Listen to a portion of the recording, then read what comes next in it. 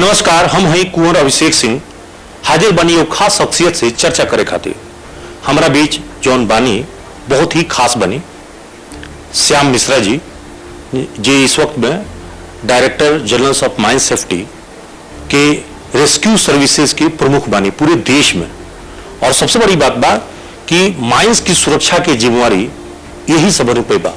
तो सीधे हम उनकरा से चर्चा करे जाते हैं। सर, पहले तो और स्वागत बा न्यूज एएनपी में। जी नमस्कार और सभी दर्शकों के प्रणाम।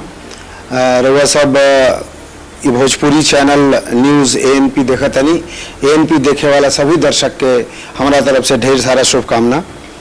सर, पहले तो सवाल बा कि माइन सेफ्टी ये वैसे तो कहल जाला कि अंग्रेज के जमाने में ही स्थापित भइल बा, तो कितना साल पूरा हो गए और अभी तक देश में काका काम करे लो कि बाहर के लोगों को पता न चल रहा कि भाई माइन सेफ्टी भी कोई चीज होला। तो एक बारे में थोड़ा विस्तार से बताइए। देखिए रउआ सब सभी जानते नहीं कि जे भी आवश्यकता आज के युग में रउआ सोची जौन रउआ दिमाग में आवता कि हम जौन भी कार्य कर रहे बनी ये देश में ओकरा में कहीं ना कहीं माइनिंग जुड़ल बा। सन अंग्रेजन के जमाने से हमनी के देश में माइनिंग हो रहा बा। कृपा बा ईश्वर के कि हमनी के देश में हर प्रकार के खनिज पदार्थ उपलब्ध बा। सबसे ज़्यादा प्रचुर मात्रा में कोयला उपलब्ध बा, लोहा उपलब्ध बा, कॉपर बा, वह सब जो भी सोच सके नहीं तो उन सब तरह के मिनरल खनिज ईजा उपलब्ध बा।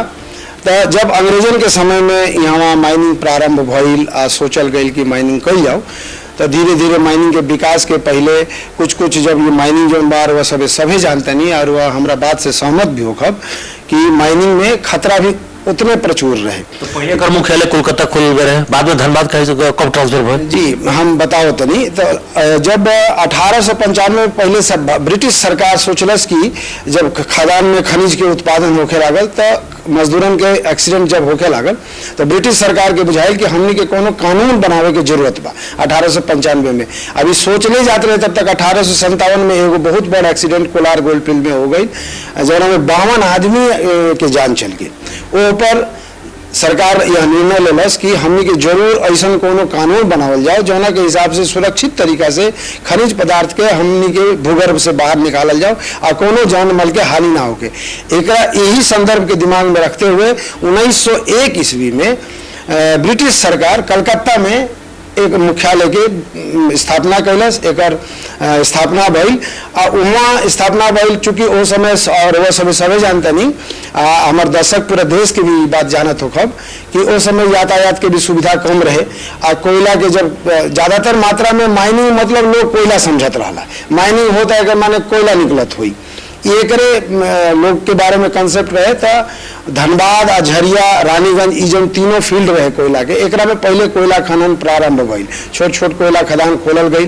तो कलकत्ता से जे इंस्पेक्टरेट रहे चाहे जे देखे वाला अधिकारी रहे ओकरा कलकत्ता से इस सब एरिया में आवे में काफ़ी तकलीफ होके या ओकर निगरानी रखे में तो ये विचार भइल कि हमनी के धनबाद एक कार्यालय के यदि ले जाए जाओ तो धनबाद से रानीगंज कोलफील्ड हो चाहे झरिया कोलफील्ड हो सबके एक साथ ओकरा के निरीक्षण कल जा सकेला और ओकरा के सही तरीके से देश भर के मुख्यालय बन गए धनबाद। जी वही भरी देश भर के मुख्यालय बन गई और ओकरा बाद देश में यही तरह से पूरे देश के 8 अगर आजाद भारत के सबसे बड़ा अगर खान दुर्घटना कहल जाए तो सेल चासनाला वाला कहला। जी जी जी 1975 में सेल में चासनाला में जो माइंस बा ओकरा में दुर्घटना हुई रहे जोना में बड़ी दुर्भाग्यपूर्ण दुर्घटना रहे। एकरा में 375 लोग के जान गई रहे जो उनकी आज तक के देश में सबसे बड़ दुर्घटना मानल जाता। वो त्रासदी अभी भी जो खनन के विद्यार्थी बारे ओकरा बारे में पढ़े ले और जब भी जाने ले एकरा बारे में जाने के प्रयास करे ले पढ़े ले तो उनका सिहर उठेला बदन ऐसे कि वैसे दुर्घटना के बचाव में आज भी हमनी के अपने आप के अक्षम महसूस करें। फिल्मों बना रहे काला पत्थर फिल्म बने अमिताभ बच्चन की फिल्म बना रहा है काफ़ी वो फिल्म भी बड़ा मशहूर भई रहे। हालांकि वो फिल्म के शूटिंग तो जरूर बाहर भई रहे लेकिन बाद में कुछ कार्यक्रम जो खदान के अंदर में भई रहे और वह सब के ये से सब जगह पूरे लोग देश भर के बात के जाना था। लेकिन वैसा के एगो हादसा नगदा में भी भय रहा है कुछ और भी जगह पे एक दो अंडरग्राउंड माइंस में भय रहा है। जी जी वो तरह के हादसा के बाद बहुत तरह के कानून में परिवर्तन लाइल गई। खान सुरक्षा महानिदेशालय बाकी और भी खनन अभियंताओं के साथ देश भर में मिल के बात के प्रयास कईल गईल बा। हालांकि ए तरह के अब दुर्घटना कम हो रहल बा। लेकिन अब जगह जितना अंडरग्राउंड माइंस बा ओकरा जगह पर अब सब ओपन कास्ट माइंस हो गईल बा खुला खदान में, तो का उमे दुर्घटना के चांसेस नहीं खे? जी ना, दोनों के आपन आपन दुर्घटना के तरीका बा। चाहे अंडरग्राउंड माइंस हो ओकर अलग डेंजर बा, ओपन कास्ट माइंस हो ओकर अलग डेंजर बा। आ सबसे निपटे के आती अलग अलग कानून, पर्याप्त कानून जो बात हम भी प्रावधान बा तो माइंस एक्ट में या कोल माइंस रेगुलेशन 2017 में एकर ध्यान रखल गेल बा। वो हिसाब से कार्य कैला पर निश्चित तौर पर कोनो प्रकार के दुर्घटना होके के संभावना नहीं के। जैसे कि सभी जानते नहीं 4 साल पहले जो घटना भरे ललमटिया में उनमें लैंड स्लाइडिंग भरे, काफी लोग के उनमें गाड़ी अंदर चढ़ दह गल, आदमी उनमें दह गल, तो बहुत सारा के बड़ा घटना तो मानल जाइए ओकरा के अभी भी संभावना बा। हम ये बात से जरूर इनकार ना करब कि दुर्घटना नहीं होत, लेकिन पहले के मुकाबले जो यदि रोवा देखब दुर्घटना के जो ग्राफ बा तो सतत गिरत जा रहा बड़ुए। काहे कि टेक्नोलॉजी के सहारा भी हमने के ले रहा बनी। जो रोवा ललमटिया के बात कर रहा बनी जहाँ लैंड स्लाइड हो गए ओकरा बाद से हमने के बहुत ओकरा पर कार्य भइल, ओकरा टेक्नोलॉजी के इस्तेमाल कल गई, ओकरा प्रिज्म सर्वे कल गई, ओकरा बाद जौन बोलबे ओकरा में हमनी के जीपीआर रडार सिस्टम लगावल गई जना से कि ओकर सतत मॉनिटरिंग स्लोप के होखे लागल। लोग अब सचेत होता। वो तो डिजास्टर मैनेजमेंट देखता नहीं। अभी जन हमार खतरा दिखाई देता कि कुछ लोग प्राकृतिक तौर पे देखिए कृत्रिम तौर पे ओबी के पहाड़ खड़ा कर ले बा, वो भविष्य में खतरा ना बनी अगर अचानक से वो धसी आसपास के एरिया के लिए डूबस। ओकरा खातिर भी कोल माइंस रेगुलेशन में बड़ा सशक्त प्रावधान बनाओ गल बड़ुए। रेगुलेशन में दिया गल बा कि जब कभी भी हमने के ओबी के डंप बा ओकरा के कहाँ डाले के चाहिए, डाले के पहले ओकर ग्राउंड के टेस्टिंग करके सॉलिड ग्राउंड के ऊपर डाले के चाहिए, ओकर हाइट कितना होके के चाहिए, साइंटिफिक तरीके से ओकर स्लोप जो बात 70 डिग्री के हिसाब से होके के चाहिए, ओकरा पेरीफेरी में ड्रेनेज सिस्टम बढ़िया से बना के रखे के चाहिए। एक प्रावधान बड़ा सशक्त प्रावधान कोल माइंस रेगुलेशन में बना। सरकारी कम रह गल बा, आउटसोर्सिंग ही ज्यादा उत्पादन करता और हमारे लगता है आगे वाले भविष्य में भी कोल इंडिया जो तरीके से ज्यादातर वो प्राइवेट पार्टी के देता तो धीरे धीरे सरकारी बच ही कब जाई, तो रोलिंग की जिम्मेवारी ज्यादा बढ़ जाई अब मॉनिटरिंग के। बिल्कुल, सरकारी हो चाहे कॉन्ट्रेक्चुअल हो, जिम्मेवारी से केहू भाग ना सकेला। जिम्मेवारी तो हमेशा रहेला। जब भी कोयला खदान हो चाहे अबरक खदान हो चाहे और ये के आयरन ओर के माइंस हो या कोनो प्रकार के माइंस हो, ओपन कास्ट में जिम्मेवारी से क्यों ना हट सकला। जिम्मेवारी तो बढ़ले बा, जिम्मेवारी अभी तकनीक के माध्यम से वो जिम्मेवारी के निर्वाह करे के प्रयास हो रहा बा और उससे बहुत ज्यादा दुर्घटना कम निश्चित रूप से पूरे भारत देश में हो रहा बा। चूंकि वो जानते नहीं कि कॉन्ट्रेक्चुअल बा वो सिस्टम ऑफ वर्क बा, ज़्यादा वॉल्यूम मात्रा में आज के डेट में प्रोडक्शन भी हो रहा बा, देश की आवश्यकता भी बा खनिज पदार्थ के, उस हिसाब से हमने के जो प्रोडक्शन बा तो कई गुना आगे बढ़ गई बा, लेकिन एक्सीडेंट रेट जो बा तो घट रहा बा सतत। खदान में हम देखिए कि कई बार जो माइंस में काम करता मजदूर वो माइन सेफ्टी के पालन नहीं करते। जैसे कई बार हम देखता नहीं कि वो हेलमेट नहीं के लगैले, रेडियम नहीं के लगैले, जो जैकेट पहनने के रूल प्रिस्क्राइब कर बनी वो इस्तेमाल नहीं करत, नीचे के जो रास्ता बा ऊबर खाबड़ बा, स्लोपिंग ठीक नहीं खे, गाड़ी जो बाटे जैसे पिछले दिनों लगातार घटना हो गई बा, अंडरग्राउंड में नीचे जाता गाड़ी दुर्घटना हो जाता, एक गाड़ी दूसरा गाड़ी से टक्कर मारता था, तो ये सब भी दुर्घटना के चांसेस बना रहता जो ओपन कास्ट पे बा। वो बिल्कुल ठीक कह रहा बनी। अभी कुछ दिन से डंपर स्मॉल व्हीकल जो बा बोलेरो वगैरह के खदान में एक्सीडेंट बढ़ल बा, एकरा पर भी हमनी के निदेशालय काफ़ी संज्ञान ले बा। डीजी साहब महोदय जो बानी महानिदेशक महोदय वहाँ के कार्य भी कर रहा बानी कि कौना तरह से हमनी की जो छोट गाड़ी जो खदान में घुस रहा बड़ी सा, जैसे कि बोलेरो आजकल खदान बड़ हो गई बड़ी सा, तो में यातायात खातिर लोग बोलेरो के इस्तेमाल करता, छोट गाड़ी के इस्तेमाल करता, उसमें 100 टन के डंपर चलता चाहे और बड़ डंपर चलता सा, वो सब डंपर से कैसे दोनों एक दूसरे से ना टकराए वो खातिर एगो दिशा निर्देश दिया गया बा कि लाइट मोटर व्हीकल खातिर अलग से हॉल रेट के व्यवस्था हर ओपन कास्ट खदान में कल जाओ। एक पत्र भी दे दिया गई प्रबंधन के, ओकर डिजाइन भी बना के उन लोग के बता दिया गई।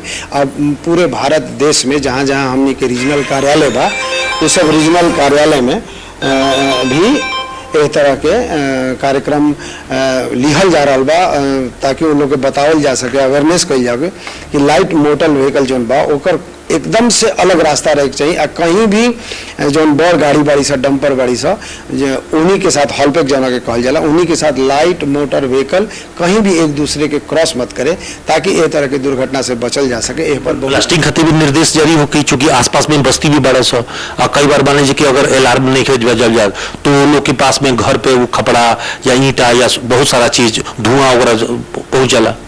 जी देखिए, ब्लास्टिंग के बड़ा बृहद रेगुलेशन दियल बा।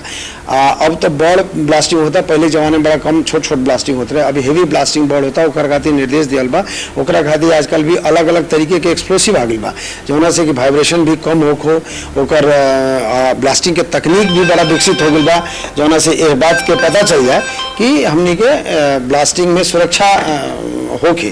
तो एकर प्रावधान ऑलरेडी कर दिया गया कोल माइंस रेगुलेशन में या माइंस एक्ट में कि रवा ब्लास्टिंग सुरक्षित तरीके से कैसे खदान में करब, एक पूरी तरह की जानकारी लिखित रूप से कोल माइंस रेगुलेशन में डाल दिया गया। लगातार मॉनिटरिंग करता नहीं, सब माइंस मॉनिटरिंग भी हो रहा बा, लोग के ट्रेनिंग भी दिया जा रहा बड़ुए।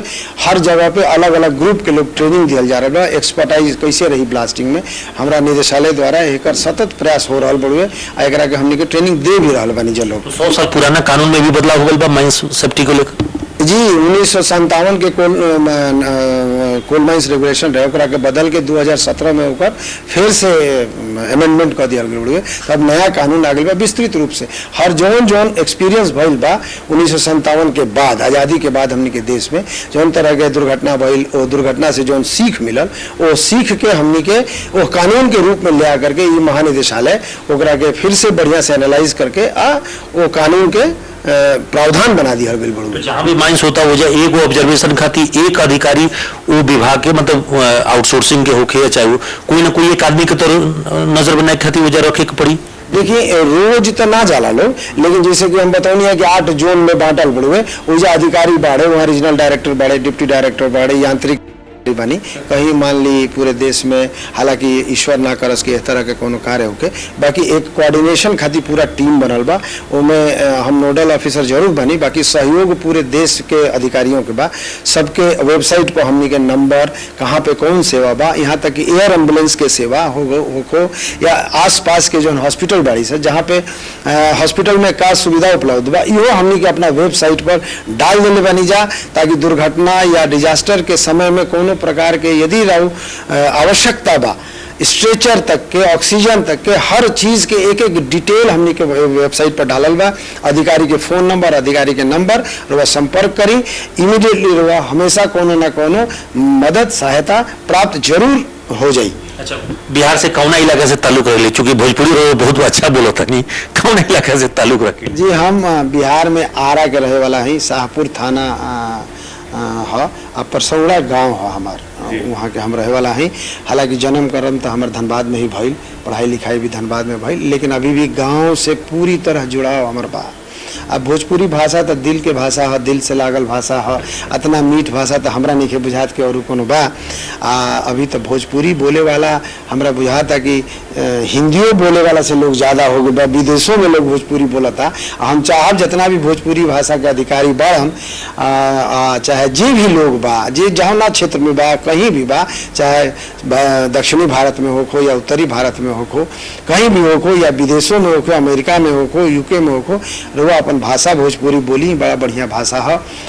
योगदान करी भाषा। लोग बढ़न हो जाला तो शर्माए लगेला कि भाई हम बोले तो लोग कहीं हमरा के कम पढ़ल लिखल तो ना समझ ली। नहीं माई के माई कहने का लाज बा, भाषा तो अपन माई है, माई के हमें लाज लगेला। ऐसा कर हमरा तो नहीं भी याद कि केहू के लाज लागत हुई एगो इतनी बा। लेकिन हमरा अभी भी जितने भी महानुभाव लोग से भेंट भइल बा, वो जे भोजपुरी भाषी बा, वो भोजपुरी भाषी के हमने के आपस में भोजपुरी में बतियान जा, वो लोग बड़ा खुश होला, गर्व महसूस करला। आज रुआ हमारे इंटरव्यू भोजपुरी में लेते नहीं, हमरा अच्छा लगता, अच्छे नहीं लगता, हमरा बहुत गर्व महसूस होता कि हम अपना भाषा में इंटरव्यू दे रहा बनी या रोज से बात कर रहा बनी। हमरा बात करे में आसानी महसूस हो रहा बा। ये बुझा कि हम एकदम घर ही बानी, घर में बैठल बनी, घर में समझा रहा बनी। रोग एगो बात बताई तो हैरान, जब हम माइनिंग में पढ़त रही तो जब हमने के छुट्टी में आई जाते, हमारे बाबूजी माइनिंग खानून अभियंता रहनी है, वहाँ के सेकेंड ईयर के पढ़ाई पूरा भोजपुरी में पढ़ा दी। तो लोग सोचे कि मैंने कैसे पहले जब हम जाए प्रोफेसर लोग क्वेश्चन पूछे तो मैं कहा चूंकि कंसेप्ट अपना भाषा में अभी तो न्यू एजुकेशन पॉलिसी में ये बात के मोदी जी आदरणीय प्रधानमंत्री जी बना भी दिले बड़े कि अपना भाषा में रुआ पढ़ी इंजीनियरिंग के भी कहने के जी बिल्कुल हिंदी में पढ़ाई हो सकत जी सहज होला नु जो अपना भाषा में रुआ जब बात करब रुआ जब अपना भाषा में देखब तो सहज होला समझे में, सहज होला एक्सप्रेस करे में, बतावे में।